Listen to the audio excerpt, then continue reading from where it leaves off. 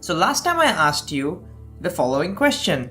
I said, imagine you woke up in a box and you had a weighing scale under you, and the weighing scale was reading 72 kilograms, whereas you know your mass is 60 kilograms. What would that mean?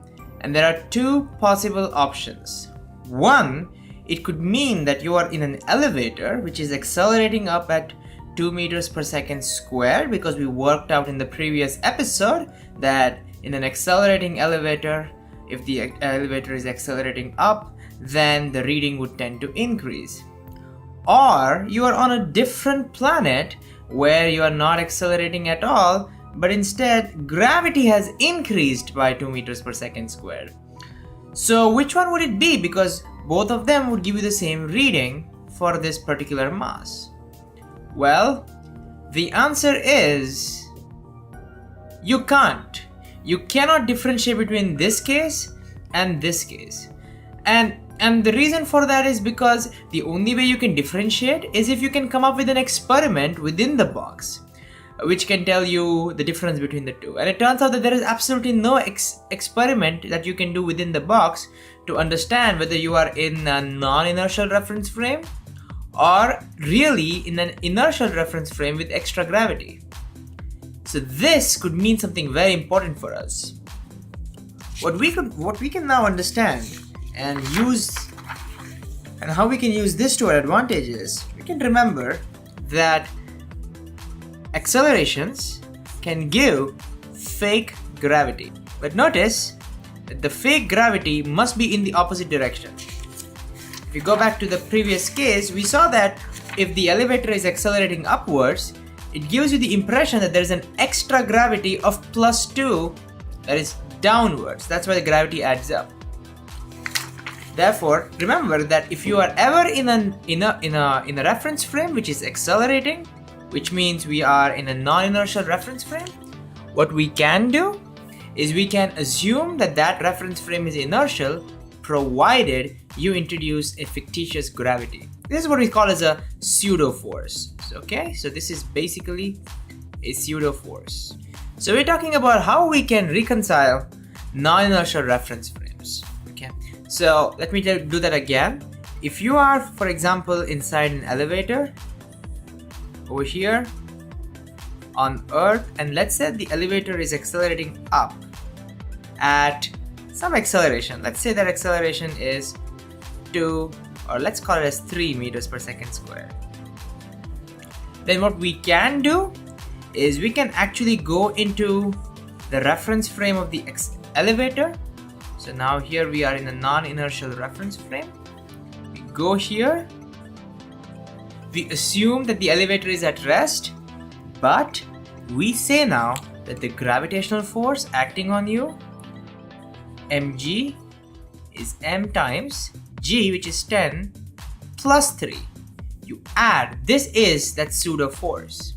And the reason we are adding is because the pseudo force is downwards in the opposite direction. So fake gravity is always in the opposite direction of the acceleration. Okay? You do this and everything works out. Similarly, imagine now you are in an elevator. Over here. You're standing over here. Let's say the elevator is accelerating down at, say, 5 meters per second squared. What does the interior feel like? Well, you can now assume that you are standing still. You can also assume that the elevator is not accelerating from your reference frame. See, this side I'm drawing your reference frame. All you need to do now is add that pseudo force. But the extra fake gravity is going to be in the opposite direction. Therefore, we're going to subtract. So we will now say that the gravitational force acting on you is m into g, but this g is going to be 10, which is the real gravity, minus 5, which is the fake gravity. So you will feel as if gravity is just 5 meters per second squared. Here you would feel gravity is about 13 meters per second squared. And that's all. That's the trick of solving problems in non-inertial reference frames. So let's take an example. You're inside an elevator and you have a coin with you, and the elevator is accelerating up at 2 meters per second square. If you throw up that coin with a speed of 10 meters per second, find the time taken by the coin to fall back to his hand. So think about this problem. It's a simple one-dimensional motion problem except for a small twist, and the twist is that you are inside an accelerating elevator. So how do we tackle this problem? Let's see. Let's make a quick drawing. So here's the elevator. Make a drawing over here. So, and here is the coin which is being tossed up at 10 meters per second, and the whole elevator is accelerating up at 2 meters per second square. This is 2 meters per second square.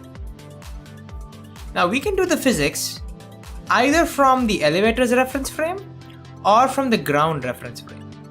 Let's see what's the difficulty if you try to solve this problem from the ground's reference frame. Look, if you go from the ground's reference frame, then what's going to happen is the coin is going to go up and it's going to fall somewhere over here, because notice that the elevator itself is accelerating up. So when this dude catches the coin back in his hand, the coin has not really come back to its initial position. It would have been displaced to some final point. So the situation would look somewhat like this. You know, the elevator would now be in a new position over here somewhere. And in that new position, the coin would have come over here. So we need to introduce variables like, you know, x or s, and solve equations and all that stuff. Instead, what we will do is we'll do the physics from the elevator's point of view. Okay, so we'll go to elevator's reference frame. Now notice that the elevator is accelerating up, so this is a non-inertial reference frame. Newton's laws don't work in non-inertial reference frame, but we just learned an amazing trick, and the trick is introducing fake gravity. So in the non-inertial reference frame of the elevator, we can pretty much assume that the elevator is at rest. However, we have to now understand that the gravity G is the usual gravity, which is 10 downwards, and then I have to add fake gravity. Now since the acceleration is upwards, the fake gravity is downwards. That means it adds up to my real gravity. So plus 2, which gives me 12 meters per second square. And so now I'm just going to do one-dimensional kinematics, and I'm going to assume that I'm on a planet which has a gravity of 12 meters per second square, and everything will be fine. So let's see. Now we can say, well, the coin is going to go up and come back to the same position. So let's say this point is A, so I'm going to do the physics from A to A. From A to A, displacement is 0. I know the initial velocity, I'm going to call upwards as positive. Initial velocity is 10. I know the acceleration. Acceleration is downwards. It's minus, not 10 now, 12. And all I need to do now is calculate the time it takes. S equals ut plus half at squared. So S equals ut plus half. A is minus 12, that's why the minus. T squared. So this can be solved now. It's a very simple equation. T cancels. So you have 10 equals 6t, giving you t equal to 10 divided by 6. That gives you what? 5 divided by 3. And there we have it. That's how much time it takes for the coin to come back to its original position. Isn't that easy to do that?